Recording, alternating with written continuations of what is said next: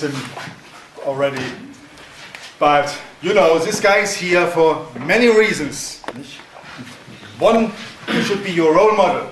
You know, he did all the stuff you cannot show your parents, and he was still successful after a long time.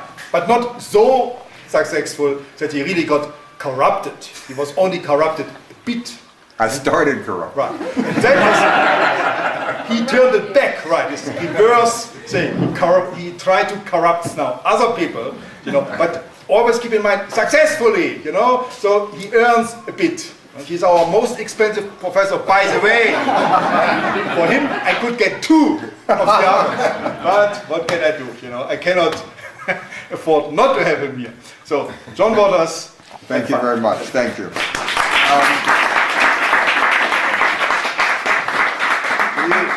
You applaud me now, but will you speak to me 110 minutes later? Our regular class that we've had the last 2 days, we decided that we would call it Advanced Filth. That was the name of the course. So I think maybe this course could be Filth 101, basically. We've talked about my work and shown my work ad nauseum for the last 2 days. So today I'm trying to show a film that is very, very important to me, that really personifies my taste. This film I showed to future dates on my first date. If they don't like it, I can never go out with them again, really. It's the best failed art movie ever.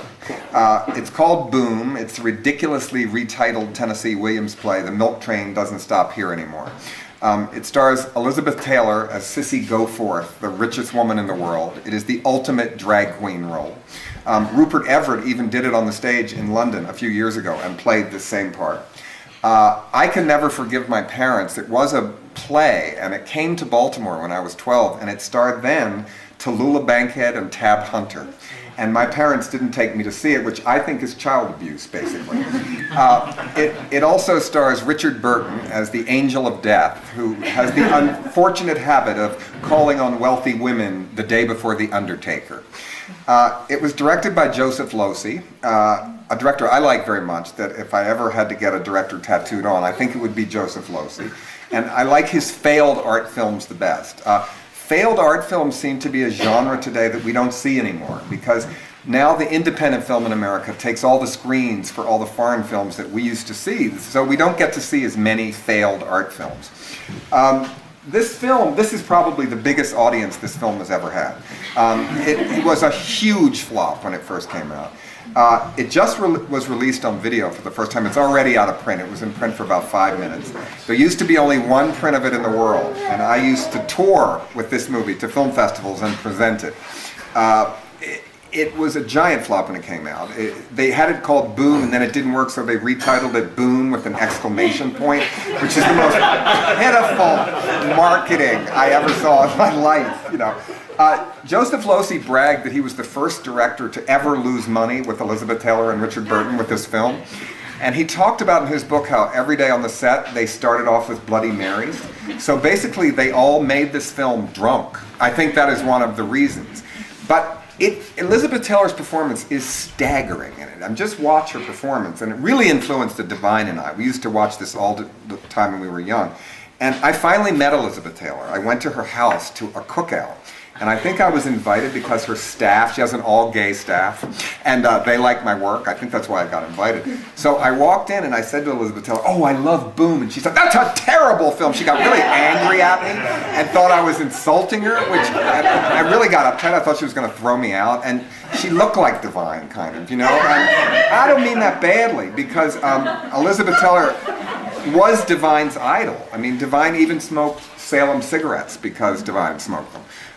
Noel Coward is also in this. He plays the Witch of Capri in a staggering scene. You'll see where he has a dinner of sea monster with Elizabeth Taylor, a lunch. And they asked Katharine Hepburn to play the part, and she turned it down, insulted to have been asked. I love that. The sets are amazing. The art direction of this movie, it suddenly caught on. There was an article in the New York Times about 6 months ago saying how this is the art film that everybody from Vogue is getting in there. Suddenly this is caught on, how Anna Wintour watches it every day and everything, which really made me angry, because I've loved this movie for years and everybody else hated it. But the production designer is a guy named Richard McDonald. And the villa that you'll see in this movie, which is amazing, was built in where was it built? In Sicily. But it had no roof, no plumbing or anything, and Elizabeth Taylor and Richard Burton wanted to buy it anyway, and they kept saying, but it's not a house. I guess they were drunk. You know, they just wanted to live in this set, and the set is really great.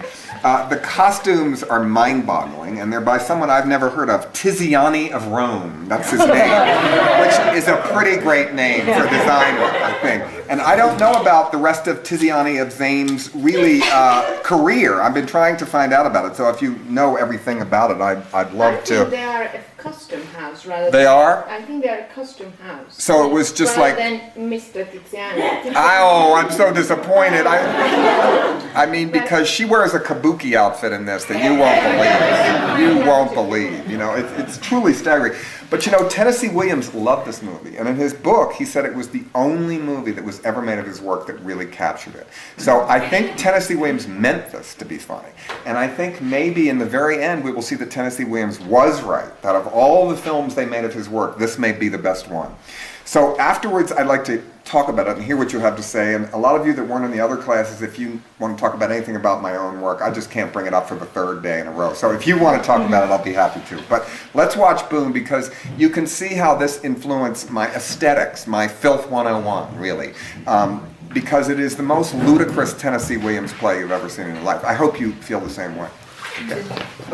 I mean, does it remind you of any other movie? Yeah, White Heat, Warhol. Which one? Zardos, a Sean Connery film about, I think it's 1974, about the same period. Really? The whole other ones, VIPs as well. Oh, the VIPs, yeah. And Contempt. Well, yes, Contempt, which is a great, great movie. But this Contempt was, you know, sort of, well, Contempt was badly received when it came out too, I think. In America it was. This was universally panned. I mean, it got, you know, the most howlingly bad reviews, right? Until recently.